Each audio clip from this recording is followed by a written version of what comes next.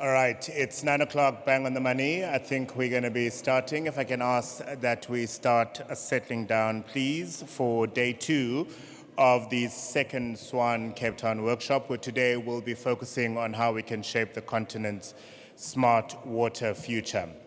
The man I'm about to introduce is a man who's had extensive experience in all spheres of government, serving in a number of offices and roles of leadership. He has honors, masters, and PhD degrees in engineering and a master of management in public and development management. He spent more than 20 years working in senior management positions across all 3 spheres of government. And the one thing that is common through all the areas that he's worked, be it local government, provincial government, or national government, is that what he wants to realize is a government that delivers for the people of South Africa. Please welcome the National Director General for the Department of Water and Sanitation, Dr. Phillips.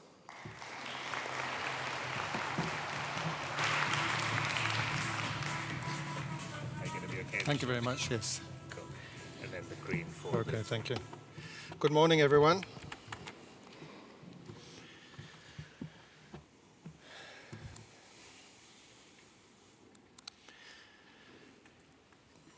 I've been asked to talk about reform and the relationship between reform and data, digitalisation, and institutional capability. I'm going to focus more on reform in the water sector because I think it's very topical. Strategically, if you look at the water sector in South Africa, the greatest problems are at municipal level. In terms of our constitution, water services is a municipal function. It's an original municipal function, meaning that municipalities have the right to manage and govern water services. Generally speaking, across the country, if you look at raw water or untreated water, supply is roughly in sync with demand, although there are some localized deficits, for example, in eThekwini and in Gauteng. And in some areas, there are deficits currently caused by drought, such as Knysna, for example. But even in eThekwini and Gauteng, the deficit of raw water is an apparent deficit, and there wouldn't be a shortage of water in Gauteng or eThekwini if there wasn't so much leaks in the municipal distribution system. In eThekwini, the leaks are about 50%. In Johannesburg, the leaks are about 35%. If those leaks could be reduced, then there would be enough water being provided by Rand Water and Umgeni Utugela Water to meet the needs of those 2 cities. So we do, as National Water and Sanitation, in terms of our constitutional role of monitoring compliance with national norms and standards by municipalities. We do the blue, green, and no drop reports. We last issued them in 2023. We're going to be issuing new reports at the end of this month. And our last report showed that there'd been a sharp decline in the performance of most municipalities with regard to water and sanitation service delivery since the previous reports were issued in 2013. And just to have a look here, for example, I'm not going to go through all the key points here about the results of the blue and drop reports, but one key standout statistic is that 105 out of 144 water services authorities scored poor or critical in terms of the performance of their drinking water systems and or wastewater systems. There are 144 water services authorities in South Africa.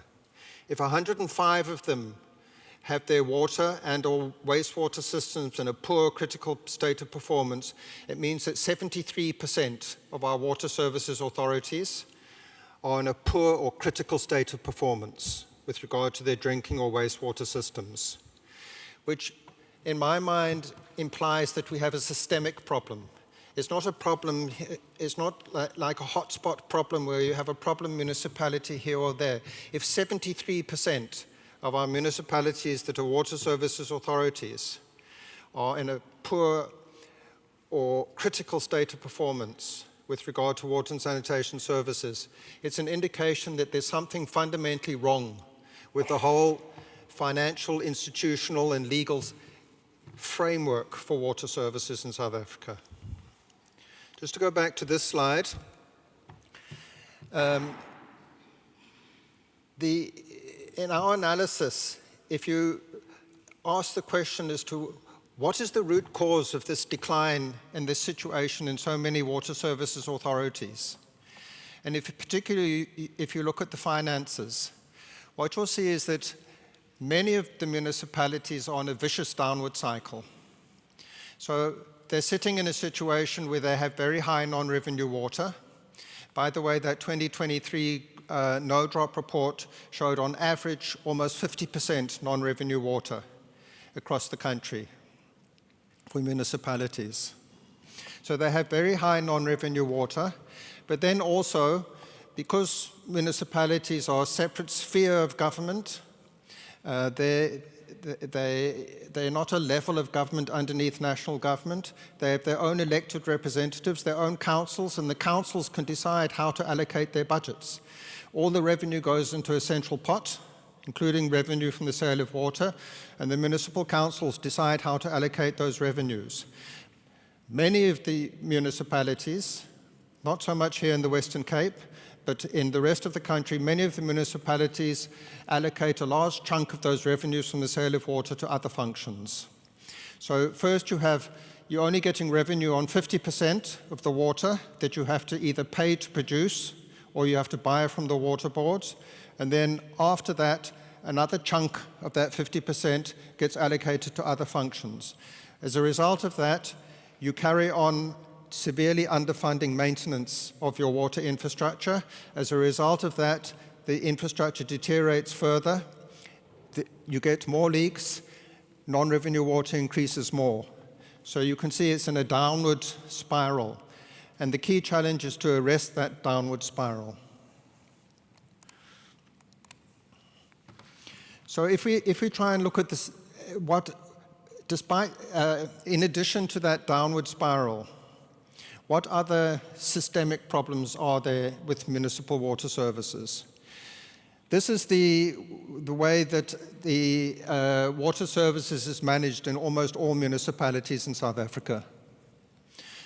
So you have a technical water services department, but other parts of the function of delivering water services, for example, your supply chain, to buy spare parts, to procure contractors, is elsewhere in the municipality under the CFO. Your recruitment is elsewhere in the municipality, and your billing and revenue collection is elsewhere in the municipality.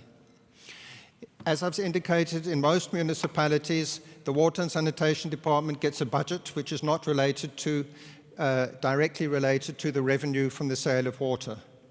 So the head of the Water and Sanitation Department doesn't have the right incentives to run water and sanitation like a business. And I'm deliberately saying like a business because it has to be run like a business because it has to be financially self-sustaining. Our fiscal framework in South Africa is that water must be financially self-sustaining. We don't have a system in South Africa, and I don't think we can afford to, where water is free for everyone.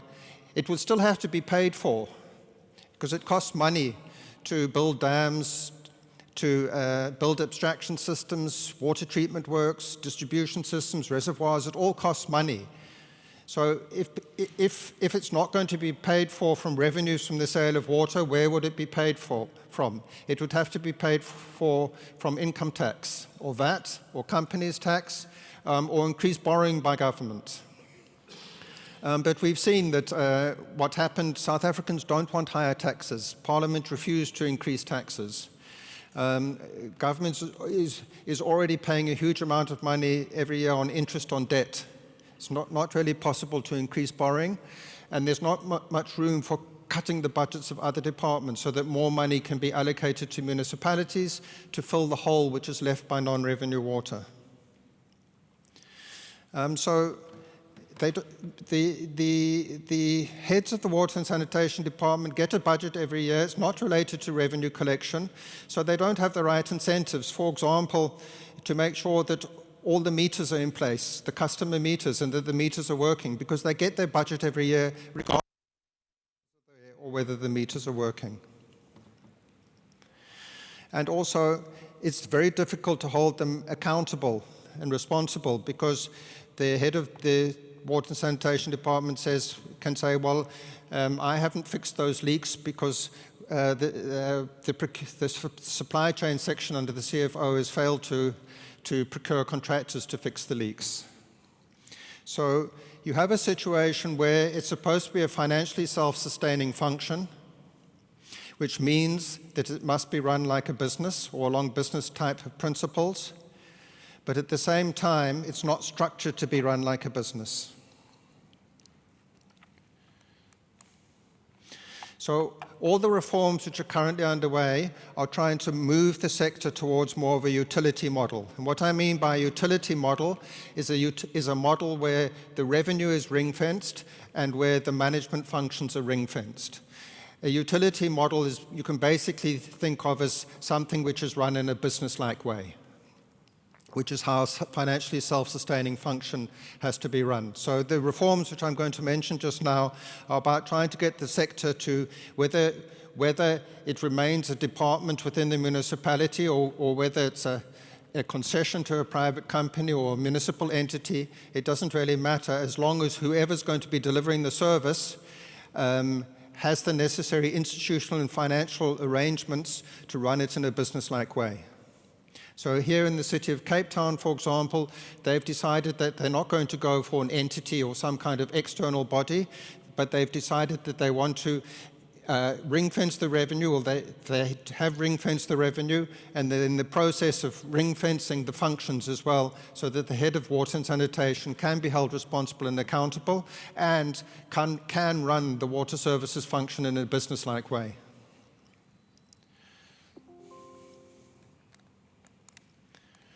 So we currently have the Water Services Amendment Bill before Parliament, which does a few key things. It clarifies the functions of water services authorities versus water service providers, and very importantly, for example, clarifies that billing and revenue collection is a water service provider function, not a water services authority function. It also introduces a requirement for water services authorities to only appoint licensed water service providers. And that license, that operating license, will be issued by DWS. So if and when the bill is passed, we are going to require all existing water service providers and anyone else who wants to become a water service provider to apply for an operating license from us. It'll be a bit like a driving license that you get to drive a car. It's not going to be comprehensive. It's going to give an indication of a minimum level of capability to be a water service provider. And if a municipality currently has an internal department as its water service provider, which can't meet the requirements to get a license, which doesn't have that minimum level of capability, and doesn't show any effort towards meeting the requirements to get a license over time, then the bill also provides for our minister to instruct the municipality to go through a local consultation process to choose an alternative licensed water service provider. And this is what the President meant when he said in his State of the Nation address recently that if a municipality shows that it can't deliver the function, someone else will be given the function to deliver. He was referring to this.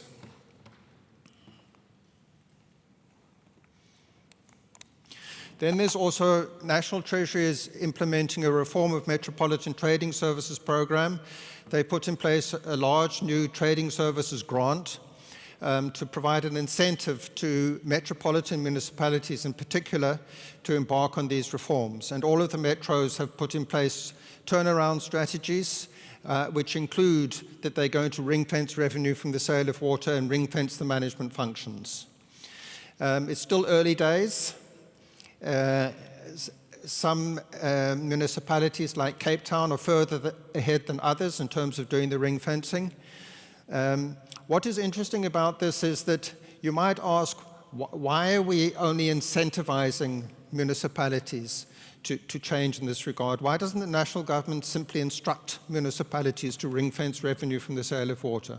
And the answer to that is that most of us think, and the legal opinions that we've gotten, think that because our constitution says that local government is a separate sphere of government, and there's other clauses in the constitution which say that other spheres of government can't unduly interfere in the affairs of local government or encroach on the powers of other spheres of government, we can't legally, in terms of our constitution, give an instruction to municipalities to ring-fence revenue from the sale of water. It would be unconstitutional.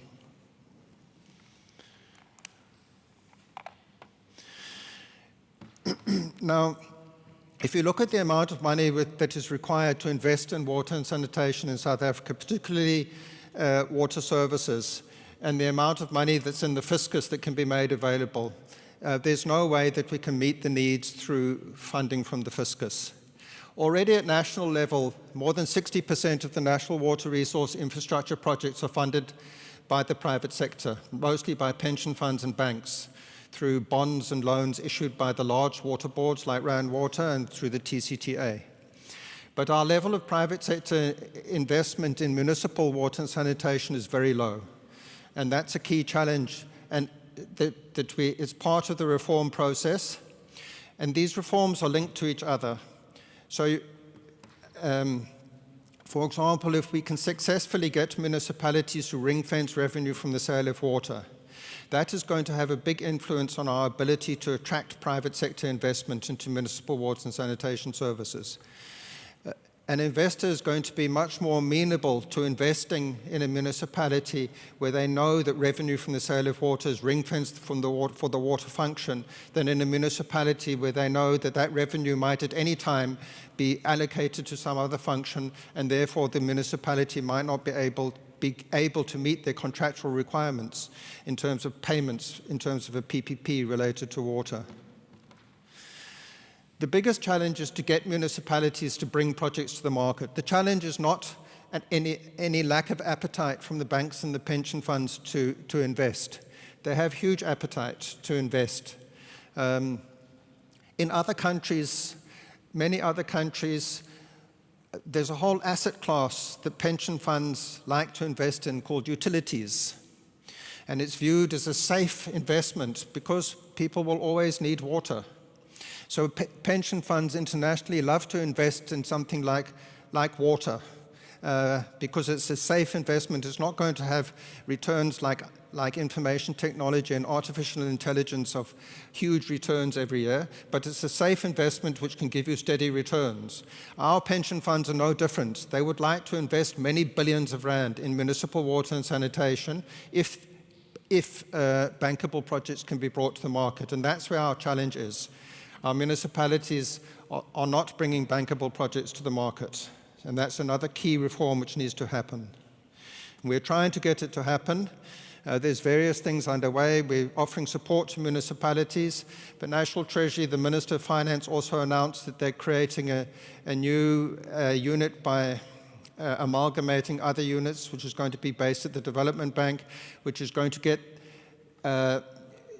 to include, for example, the PPP unit in National Treasury, and they're going to change the approach to being a much more proactive approach rather than just sitting and waiting for project proposals from municipalities.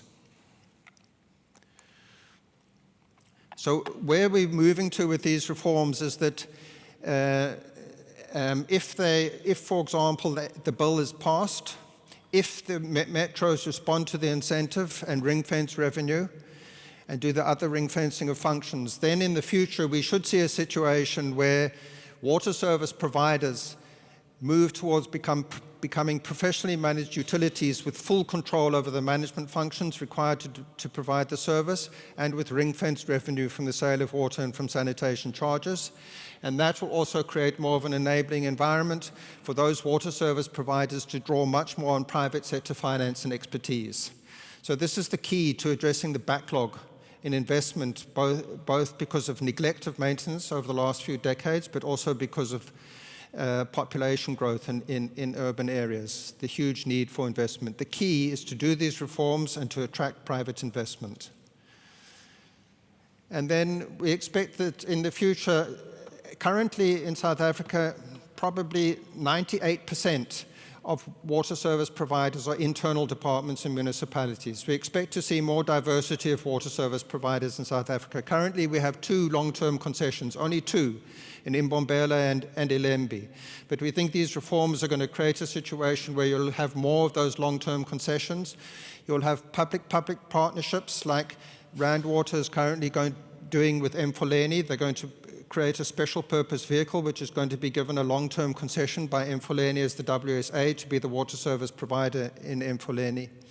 And you'll probably see more municipal entities, and even in some cases, water service providers, particularly in remote rural areas, might be community-based organizations or non-governmental organizations, and not just municipal departments. Okay, so as I indicated, I focused mostly on the reforms, to give you an idea of the reforms.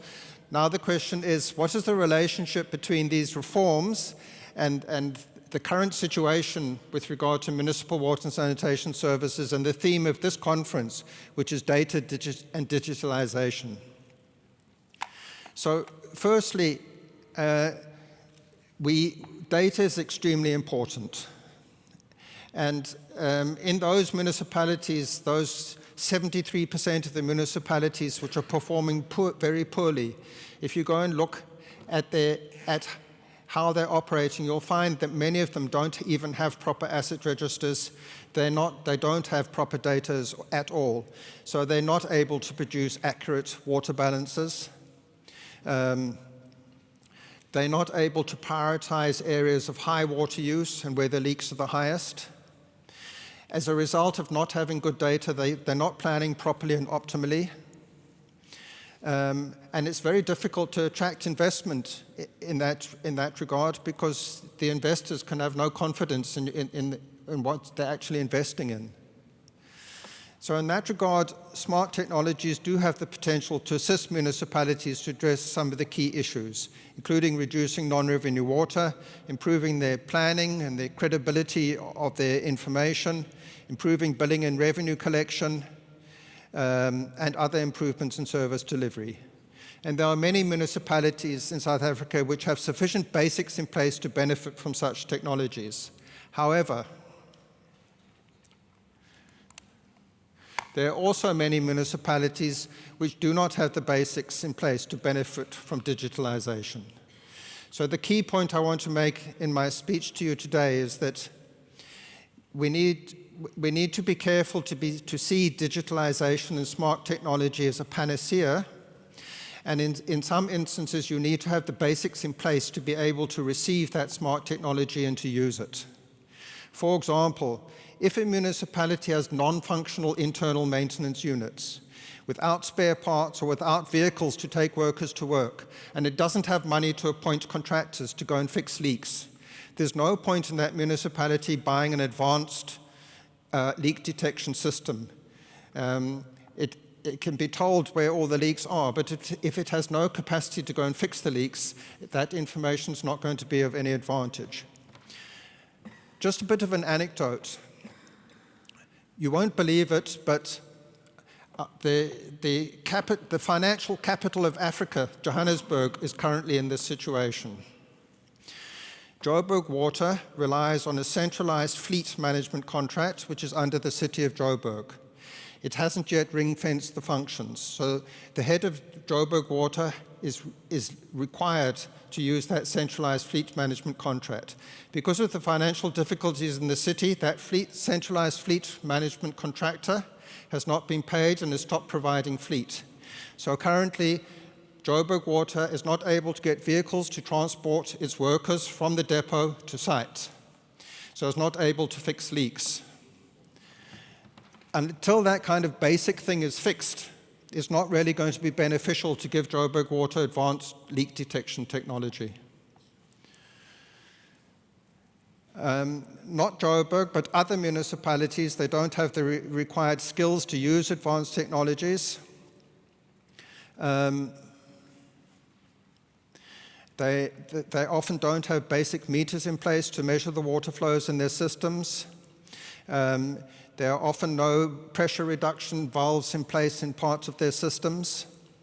In some municipalities, for example, Knysna, The current problems in Knysna are a result of a drought, yes, but the drought is coming on top of a lot of other existing problems in Knysna. For example, recently when we went to Knysna, we were told that 70% of the customers have no meters and are not being billed. And that is quite common in many municipalities. The meters aren't there or the meters are not working. And then the municipalities' credit control and debt collection measures are often weak. And in many municipalities, there are no consequences for water users who do not pay their bills. And there are many households who don't receive water bills at all. So these basics need to be fixed to have a municipality which can respond to the potential benefits of advanced technologies such as artificial intelligence. And municipalities in this situation need to focus on putting the basics in place before they can really benefit from smart technologies.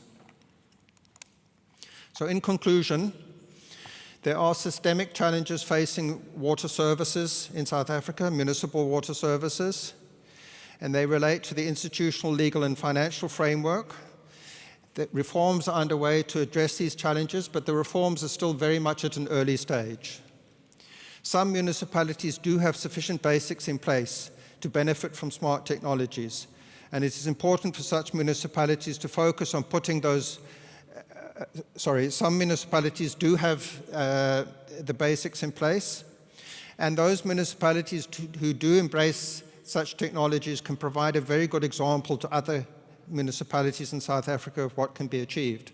But those municipalities which don't have the basics in place, we have to be careful to focus on them getting those basics in place and not, for example, encouraging them to invest large amounts of money in technologies which they're not going to be able to benefit from.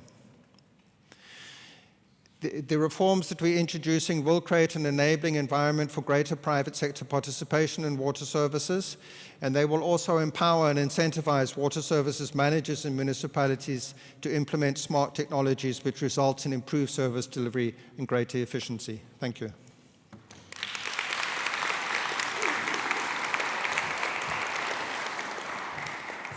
Thank you very much, Sean. I wonder if you can keep Sean's microphone on, because I do have one or two follow-up questions while we set up for the panel discussion, which actually has been set up nicely by your talk, Sean, because Notlaganipo Tau from Salga will be talking to unlocking workforce innovation, managing more with less. The reforms you're talking to, how urgent are they in the eyes of members of parliament who have to pass the legislation? Because in our conversation yesterday on de-risking financing, a couple of things were highlighted as important. One, issues of governance, that's important. Two, a reliable, dependable / predictable tariff structure, right? Those are important. I would argue that in unlocking these reforms and being able to ring fence the income you are able to generate through tariffs will actually expedite that private sector investment. That's my question. Okay.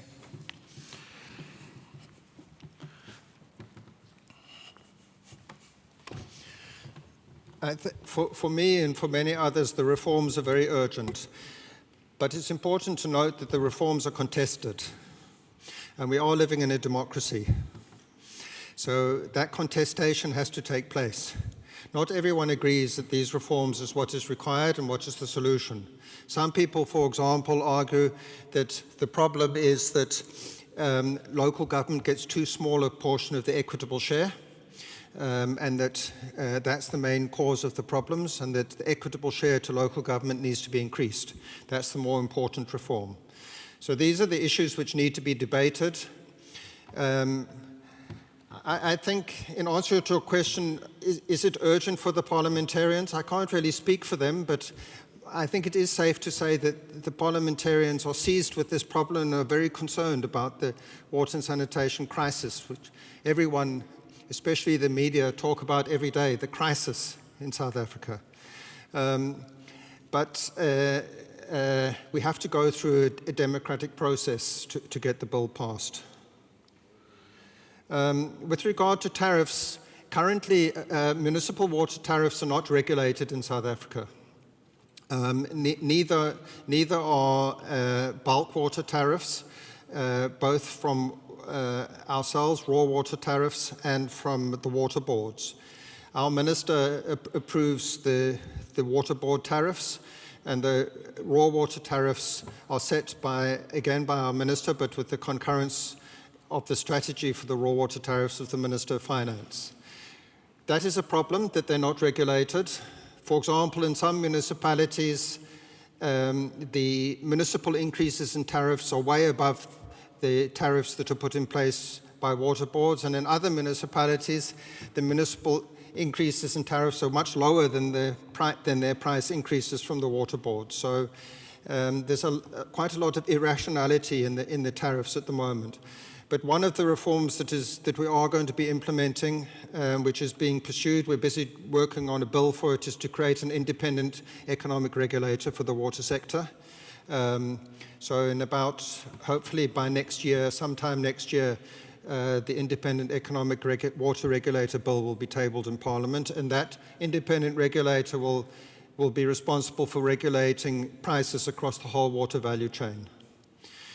It will have to be a very competent regulator, and hopefully we can learn from some of the mistakes that happened with the electricity regulator and the telecommunications regulator in South Africa, which haven't always had positive experiences. Hopefully we can do better with the water regulator. So that should be going to Parliament sometime next year.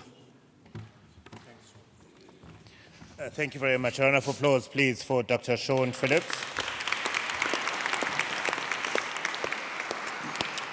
The Finance Minister, during his delivery of the budget speech in February, indicating that the city of Joburg probably generates anything between 9 and 11 billion rand a year from water, and yet they only spend R1 billion on infrastructure, which just does not make sense to me, which is why, in part, we are sitting in the challenge that we are right now.